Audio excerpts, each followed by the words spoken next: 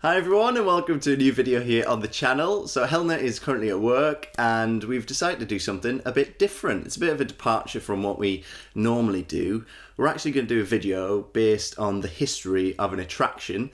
Now I can't fit everything to do with this attraction into one video. There is just so much stuff. So this is going to serve as like a basis to the foundation of your knowledge, and then maybe you can go off and research if you're interested afterwards. But what better way to start this series of looking at attractions by looking at the attraction that I am obsessed with. Oh, I've only just started. Don't tell me I didn't charge the battery. No, still recording. Our video starts here, as you gaze upon a 30-year-old Disney fiend. But things aren't always as they seem. We head to where strange and frightening noises echo through the halls. This is Phantom Manor. I don't know what happened there. Sorry about that. It's going to be one of those videos.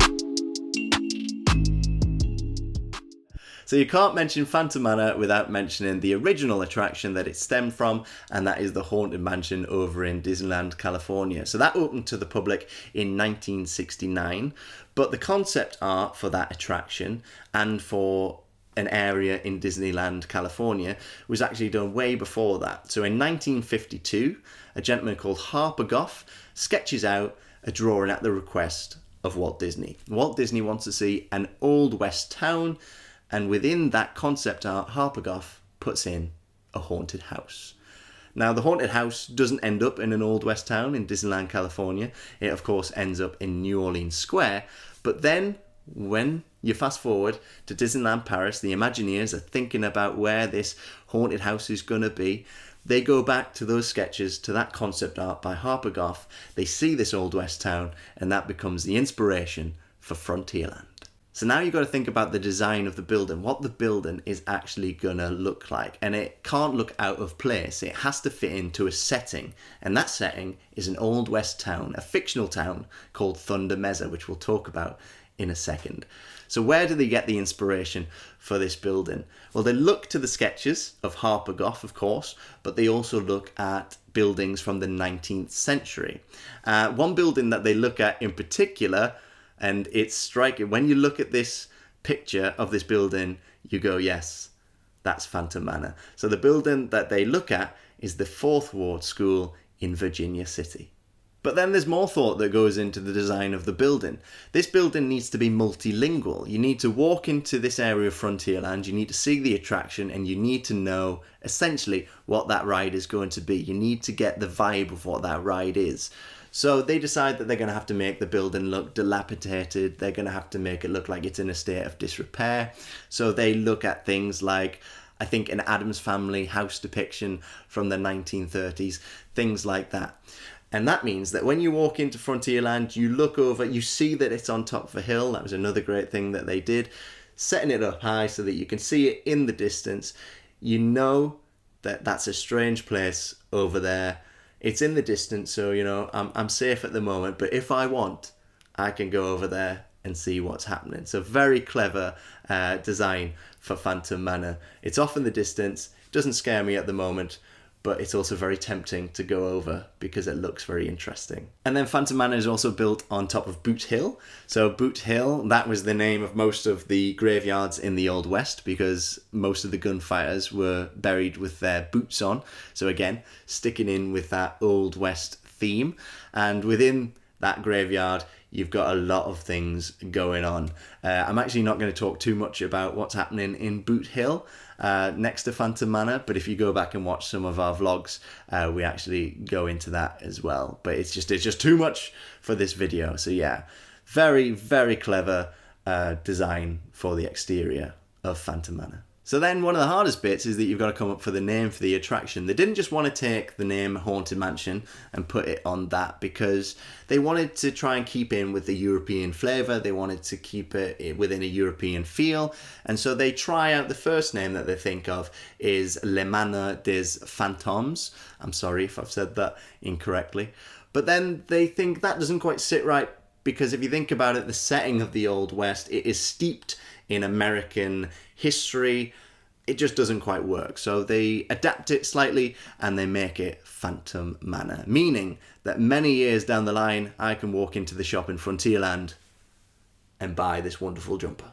So let's fast forward through the construction process. It is now Disneyland Paris. It's 1992 and Phantom Manor is open to the general public, but it's leaving a lot of unanswered questions, and that's why a lot of people are loving this ride. They get to think about it even when they come off. And it's all about the story. If you've watched the Imagineering series, the Imagineering story, you'll know that the story drives the ride. So what is the story? What is the original story of Phantom Manor?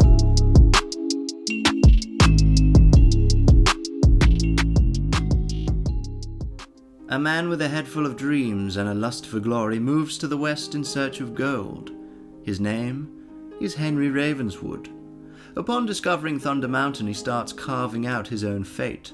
He sets up the Big Thunder Mountain Mining Corporation, and he founds the town of Thunder Mesa. But he doesn't do this unopposed. The original inhabitants, they warn him. They say that Thunder Mountain is home to the legendary Thunderbird, and if he keeps mining, if he keeps making that Thunderbird angry, then there will be consequences.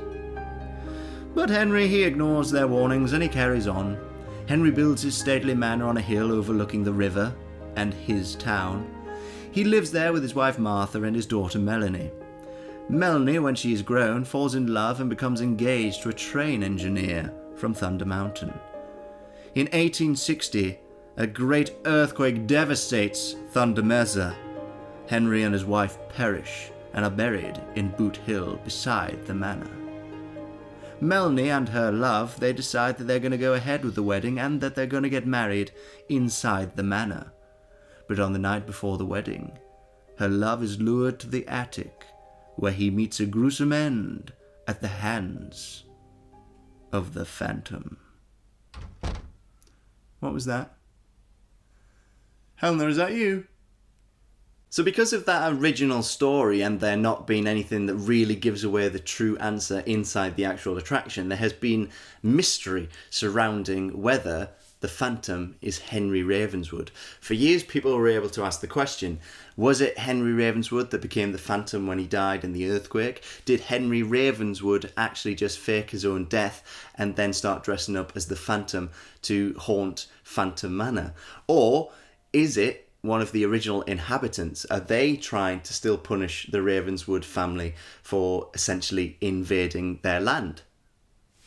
The question was up for debate. But then, when the renovation happened, a few years later, that question was finally answered. But more about that in a moment. So let's get back to some facts and some bits of trivia. This is what I really, really love. And you might have heard some of these facts and some of these bits of trivia in the Day in the Life vlogs when I've done the Phantom Facts. But because I love these facts so much, and this video is about Phantom Manor, I thought that they had to be in it. So let's go back to just before the attraction opened, and they need to decide who is going to be the voice, who's going to be the narrator. They pick the Hammer horror legend, Vincent Price. Now, you might recognise Vincent Price's voice if you've watched The Great Mouse Detective, because he plays the villain in that, Rattigan. And then he's also the voice in the Thriller music video. It's actually my favourite bit in the Thriller music video when he does that voiceover. It's just so spooky but also cool at the same time. He comes in and he does the recording, and there's actually footage on YouTube of him doing the recording. It's really interesting to watch. I'd recommend just searching that on YouTube and giving it a look. And when he was faced with the concept art, so they showed him the concept art of Phantom Manor, being the Hammer horror legend that he is, he looks at this piece of artwork of the manor and he just says, "Feels like home." So, I mean, he loved the look of it. So he records the narration and it gets put on the attraction. But then a few months later, they then decide that actually the best course of action is to have the attraction all in French, just to take away any confusion. And so just a few months into the attraction, and I think just a little while after he passes away, his voice is taken away from Phantom Manor. And, you know, at that point, thinking that it'll never be heard again, which is such a shame. And I'm just so glad that when the renovation happened in 2018, leading up to the reopening in 2019, they decided that they were going to put Vincent Price back in the attraction. So he's now there. You can now hear him. And like some of the things that I'm quoting in this video are actually bits of the narration that are just really close to me. It sounds really strange to say that, but I just connect with his voice. Loving like voiceover acting, really connect with how he does the narration and just the way that it sets the scene and the atmosphere for the ride. They really did pick the perfect person, and I'm just so happy that it's back. When they did take away his voice, though, they did keep one bit. So there was one bit of his voice that was always within Phantom Manor, something that you just couldn't replace, and that's his laugh. So they always kept, even when his main narration wasn't there, they always kept his laugh. Speaking of voices, you've also got the voice of Melanie, who does that amazing sort of song, the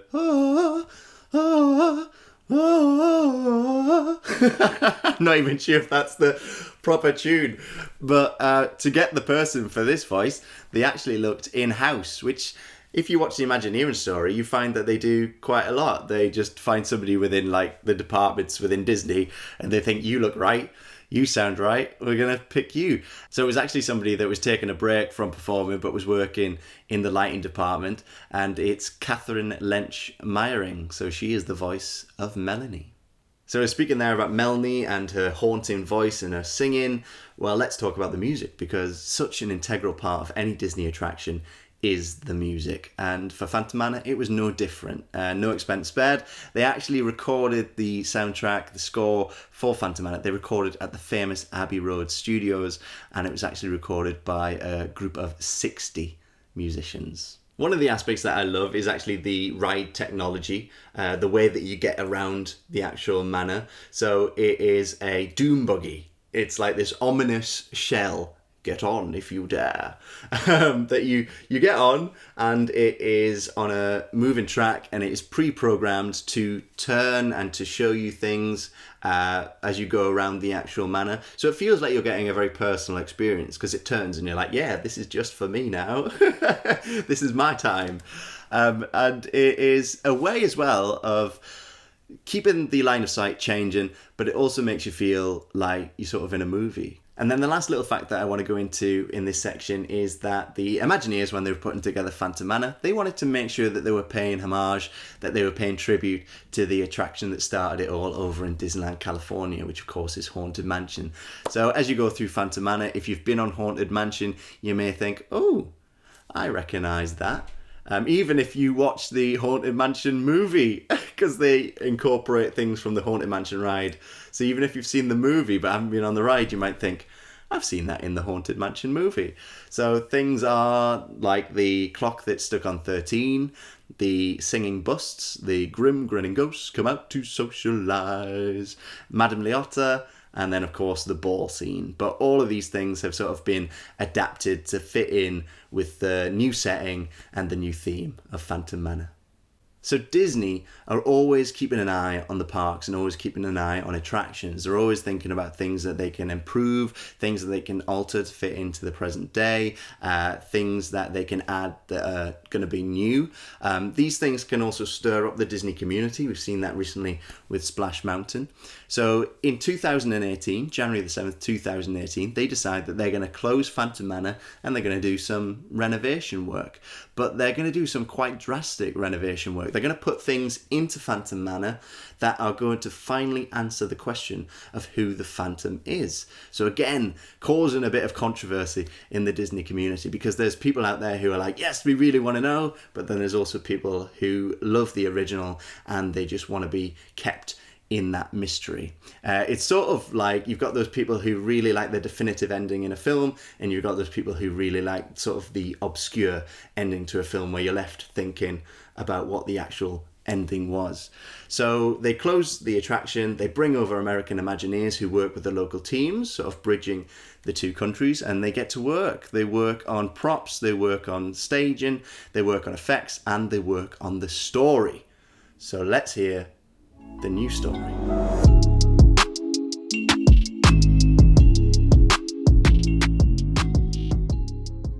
A man with a head full of dreams and a lust for glory moves to the west in search of gold. His name is Henry Ravenswood. The original inhabitants, they warn him. If he keeps making that Thunderbird angry, then there will be consequences. But Henry, he ignores their warnings and he carries on. He lives there with his wife Martha and his daughter Melanie. He's over-possessive of Melanie and constantly holds her back. She falls in love with 4 different men during her life, and each of these men perish in strange ways befitting of their names. These can't just be coincidences, surely. Melanie falls in love and becomes engaged to a train engineer from Thunder Mountain next. To begin with, Henry gives his blessing. However, he later finds out that her new love plans to take her far away to start a new future. In 1860, a great earthquake devastates Thunder Mesa. Melanie and her love decide to continue with the marriage and to get married within the manor. But on the night before the wedding, her love is lured to the attic, where he meets a gruesome end at the hands of the Phantom. So with the renovation and with those new bits added to the story, and with the new features implemented inside the manor, it starts to depict Henry as a really bad guy from the off. You know that this fella was overly possessive, and like I said in the story, it can't be a coincidence that all of these men that were going to marry his daughter, they all end up dying in ways that befit their name. So you've got to think that Henry was involved. And then as you walk through the portrait gallery on your way to the Doom Buggies, the mystery is finally resolved. You now know the true identity of the Phantom, because as you walk towards the Doom Buggies and as you look over to the right hand side, you see a portrait of Henry Ravenswood. And as the lightning flickers, that portrait, it changes, and it depicts the transformation of Henry Ravenswood into the Phantom. The age-old question of, is the Phantom Henry Ravenswood? Is he still trying to control Melanie from beyond the grave? That question is answered, and the answer is yes. Henry Ravenswood is the Phantom. He's the happy, chappy Phantom, and he lives in a spooky manor. Well, that's it for the brief history of Phantom Manor. I hope you enjoyed this video. Like I said at the beginning, I couldn't include every bit of trivia, every fact that I know about Phantom Manor, because this video would be just mammoth.